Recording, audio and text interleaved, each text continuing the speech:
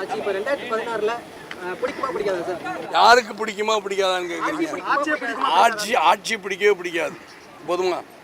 2016ல் அண்ணா திராவிட முன்னேற்ற கழகம் ஜெயலலிதா ஆட்சி பண்ணி இந்த கேள்வி நீங்கள் ஜெயலலிதா போய் கேட்க முடியுமா? கேட்கவே மாட்டீங்களா? பயப்படுவீங்க. பத்திரிகைகளை ஆமாம், பிரஸ் மீட்டை கொடுத்தா நீங்கள் போய் கேளுங்க. பிரஸ் மீட் கொடுங்கன்னு கேளுங்க. ஏன்னா உங்களை இவ்வளோ பேர் நிற்க வச்சானே, நீங்கள் கேளுங்க பார்ப்போம். பிரஸ் மீட் கொடுக்குற உங்களுக்கு தைரியம் இருக்குமா?